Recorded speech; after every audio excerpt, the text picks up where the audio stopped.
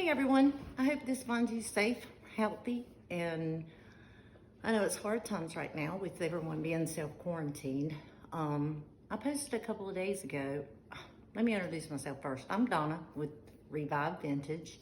Posted a couple of days ago on my Instagram at Revive Vintage Eden and my Facebook page at Eden Revive Vintage about me painting my Italian leather love seat and couch.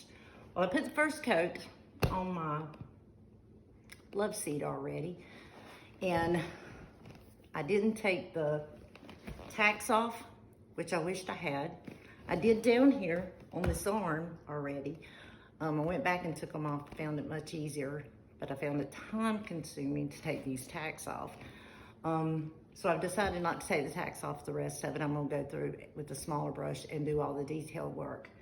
The couch is a feather couch, so I've had to order feathers, but in the meantime, I took some polyfill that I had from an old couch that I stripped down and took the polyfill out and restuffed my cushions so that they would be fuller. I painted it, like I said I was going to do, with the Debbie's Design Diary DIY paints. I've painted with the Aviar paint, and this is what it looks like. And this is just one coat, looks pretty good. But I'm gonna put a second coat on it, and then I'm gonna go back and I'm gonna wax it with the clear wax, which is by the DIY paint line as well. Let me tell you a little bit about the DIY paint. I found that I really love this paint. It's heavy pigmented. It's real creamy. I'll show you that whenever I start to paint the cushion, because I'm gonna demonstrate what I did with the cushion. There's only 9 ingredients in here. It lists 10 because the first ingredients in the can is love. And Debbie put a lot of love and a lot of work into this. And the second ingredient is water, clay, porcelain clay, chalk, alcohol ester as a binder, and cellulose pigments and preservatives. And the coverage on this paint is outrageous. I mean, it goes a long way. And like I said, it's very thick, it's very heavy. And I found that while I was doing my love seat that I had to spritz it with some water because it is so thick, and it really covers well. And I had to spritz it with some water just so that I could get it to spread better, because I didn't want it too thick to start out with. I wanted to put a thinner coat on it so I could go back and put 2 coats on it. So what I did was I took my ultra fine mist sprayer. I got it from Hobby Lobby, and I probably got it about 6 months ago. And yes, don't hate on me. First day I got it, first day I used it, I dropped it on the concrete floor in the shop, busted it, put some tape on it. This is tape from the first day, works like a charm. Hadn't had any problems with it, but I got it at Hobby Lobby. It was about $9.99, $10. If you don't have one, and I know with everybody being self-quarantined, it's probably not going to be a possibility to go out and get one. You can use the just regular household spray bottle, or even a bottle that you have that cleaner come in. Just rinse it out very well and put some water in it. It's just straight water. I've happened to have this one before I ever got my mister. I use this one on the love seat as well. I use both. I just rotate it back and forth depending on how much actually paint that I actually got. If I got it a little too heavy, I use this one because it does spray a little bit heavier. My hand was wet. Got it a little too heavy, so I use this one because it does spray a little bit heavier than the fine mist one. It was really easy to do. So I'm gonna demonstrate what I did on the cushions, and let's get started. Oh, first, before we do get started, let me say that I do have the DIY paints for sale. I have the color line, the whole full color line, the waxes, the finishes. She also has Big Top. All you got to do is Go to my Facebook page or my Instagram page, and you'll see the colors and the finishes there. Just give me a private message me, or you can call us at 336-552-0232, or you can text us at that same number, and we'll give you a call back, or we'll put the order in for you. We'll call you and we'll work out the details, and we'll drop ship it to you. And if you're local here in the Eden area, we'll be glad to meet you at the store, and we'll bring it out to the car for you. So let's get started. Let's show you what I did. I'm gonna pull it in just a little bit closer so you guys can see what I did, so you get a better look.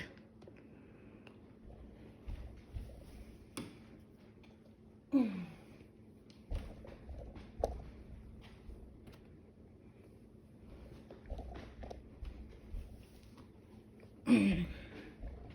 getting like an old lady, aren't I?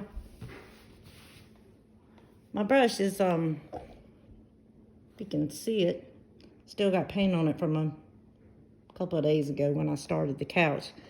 But as you can tell, I put it in a plastic baggie, and didn't dry out. But all you gotta do, if you want, you can spritz your paintbrush. Just add paintbrush straight to your water, straight to your paintbrush. You see how it glides? But I'll show you how thick this paint is, like I was telling you before. It's really, really thick. So it stays on your brush really well. Can you guys see that? I don't want to drip it on my carpet because I don't have anything underneath. But you just paint right straight to it. That's all you do is just paint right onto your couch. And it goes right on. What I did after I went through and I did this, because my couch is texturized, does have that leather texture to it. What I did was I went in and I pretty much just stippled on it. Did a pounce to it.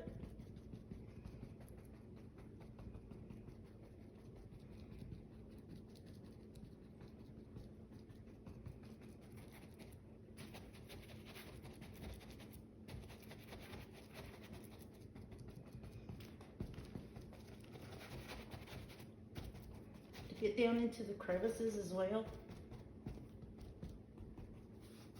I just couldn't bear to get rid of this couch, guys, and it's so worn out after kids, puppies, dogs, 7 grandkids all over it,